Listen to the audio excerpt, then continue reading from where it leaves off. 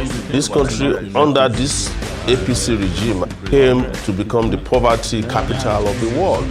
It became the place where the minimum wage became the miserable wage for workers.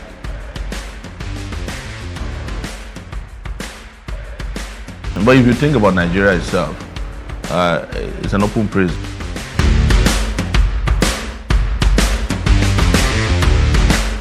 It's been a very eventful day already. A lot from the airport, and of course, where we are currently, with Omoyele Sowore.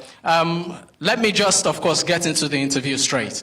Omoyele Sowore, great to be back home, I believe. Yes. Well, I'm back home, but it was because when I left in March and also in May, I did make a promise that I'll be back, that I'm not going anywhere from Nigeria. So it doesn't matter what anybody tries to do, and that is why when I was informed and I got a copy of their memo to the airport that I was declared wanted, it just made me feel very proud that I was once again upgraded by the Nigerian government. I've been on the watch list of Nigerian government since I was in the university in 1992. But I found out officially that I've been upgraded to the highest possible level. So, what do you mean by upgraded? Well, so they have different grades. There are people who they watch, just generally, if you are leaving the country, they just try to figure out where you're going. But the level that I'm on is a level in which whenever I arrive, I'm supposed to be accompanied, arrested, and detained, and taken to the office of the DG of DSS. That's the level that I am. I think it's the highest level. It's like the GCON of, the GCFR of the National Award for Troublemakers. So what happened this morning? Because we saw all of the drama that unfolded at the airport. We saw security forces trying to sort of whisk you away, and at some point it looked like they let you go. Yes, when I arrived, they seized my passport. The immigration guy seized my passport when I presented my passport for processing. And then after standing around for a while, I asked them, what's the problem? They said there is some notation on my passport that that needs clarification from Abuja. And I said, who is that? Who put of course I knew. And they said they're going to start making all kinds of calls. And then they asked me to sit down at the place.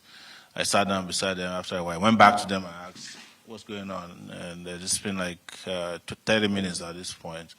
And they said they're still waiting for Abuja to clarify. Then they took me to their office where I was briefly detained.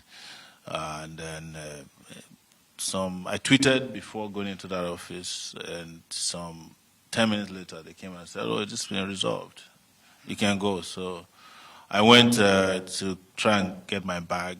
Of course, one of my bags was missing. I hope it's not the DSS that stole it. But you said one of your bag was missing. Yes. Is it still missing, or have you? Missing, but I've incidented with the airline to look for it, because the tracking on my phone from the airline shows that the bag arrived. So, but like I said, I don't want to. I hope they didn't try to do something stupid with my bag, because they might go and plant some things inside of my bag and claim I brought drugs into the country. I don't do drugs. All right. Now, let's talk about the reason why you are on the watch list. A lot of people have asked, what does this reflect of democracy? Well, it's a reminder to those of us who fought for democracy that what we fought for has not come to happen in reality. And we just have to keep fighting until we get what is desirous. And I don't know, even if the democracy as we know it now, globally, is even desirous anymore, because it's been hijacked everywhere, including from the source. They no longer even do credible elections in the US anymore. It's just crazy. But what is known to us as our own way of interacting and accepting governance is democracy in this country. And that's the basis of our engagement and interaction with governance. So that's what we continue to fight for.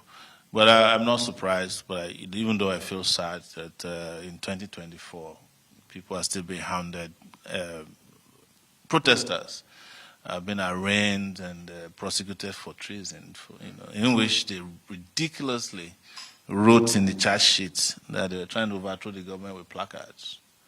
And these guys are still in detention. Even when they are granted bail, the judges granted bail, given conditions that they know the protesters cannot meet.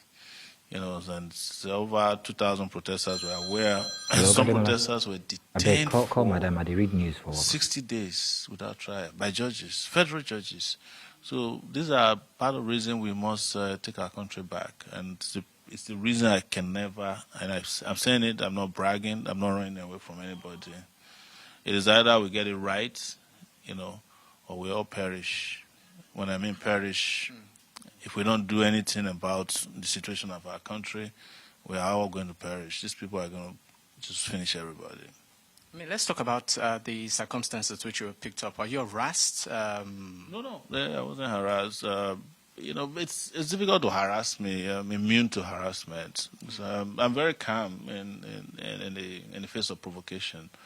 But in fairness to them, there was nothing like that. I'm talking about immigration people.